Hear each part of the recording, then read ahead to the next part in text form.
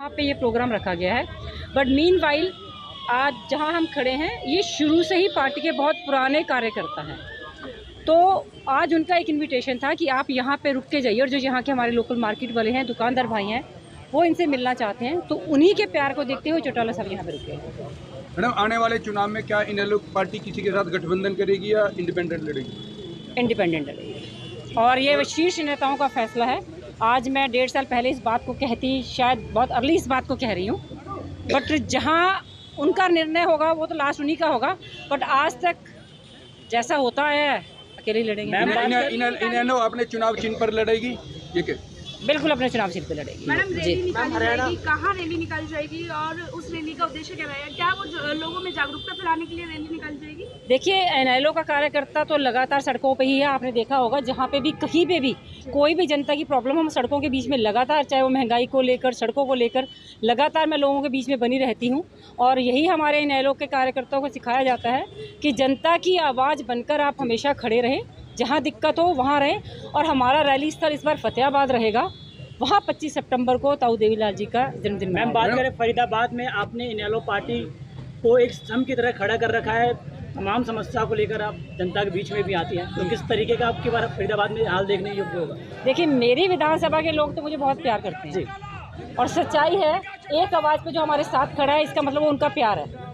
लोग पार्टी से भी इसलिए जुड़ते हैं कि इनेलो हमेशा सच के साथ खड़ी रही है और लोगों की लड़ाई को लड़ती रही है। वही कार्य मैं स्तंभ की तरह इसलिए खड़ी हूँ कि मेरी पार्टी सुप्रीमो जब भी हम आवाज़ लगाते हैं हमारे साथ खड़े होते हैं, यही हमारी ताकत है और इसी ताकत से हम लोगों के लिए लड़ते हैं। मैडम, आज से 5 महीने पहले इनेलो द्वारा एक अनशन किया गया था गोची में जी।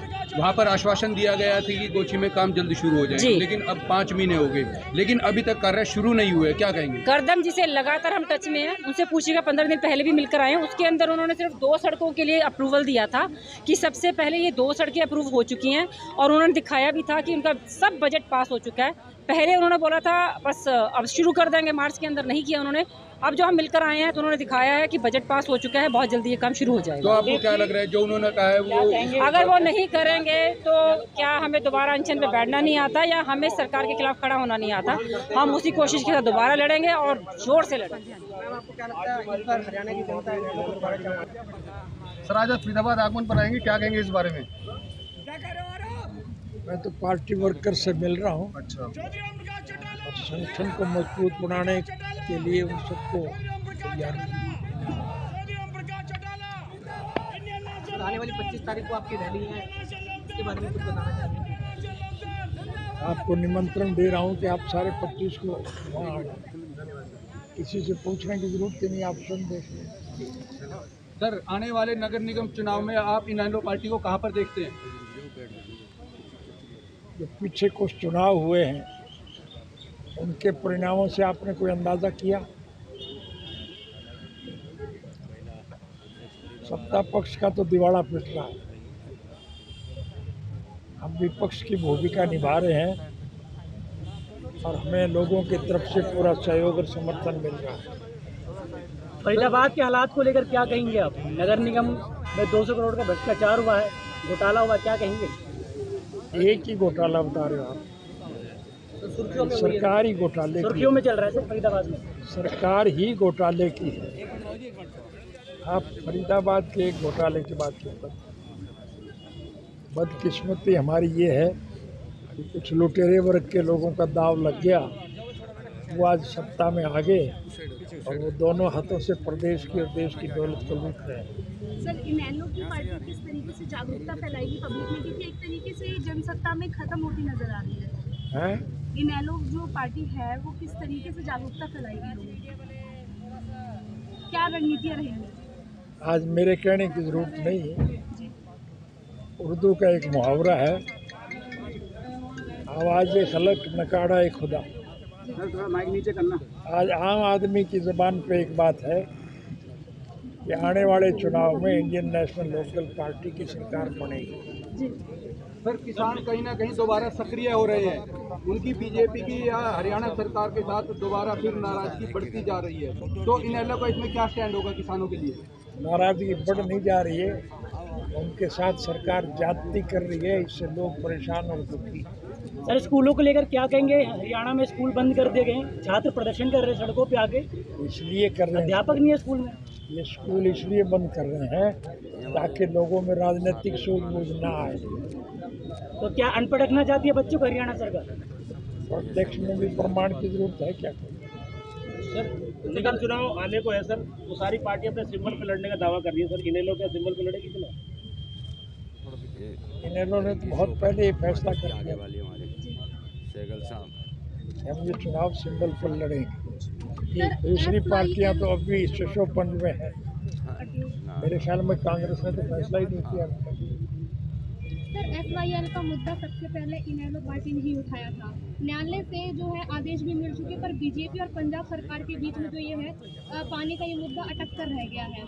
ऐसे में अब पार्टी का क्या रुख रहेगा?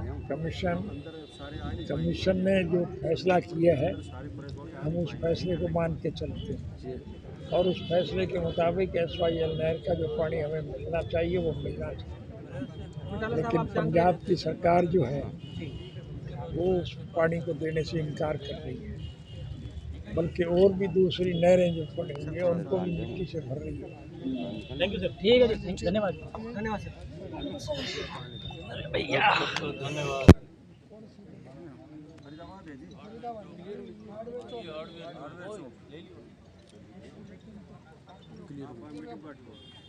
सर एक सेकंड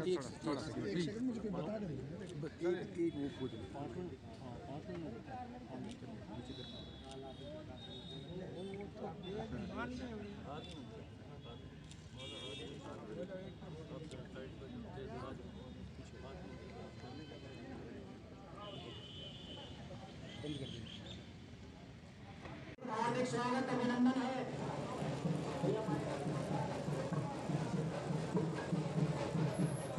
मैं सबसे पहले इस कार्यकर्ता सम्मेलन में प्रधान लेकर आप सभी का हार्दिक स्वागत अभिनंदन करता हूँ।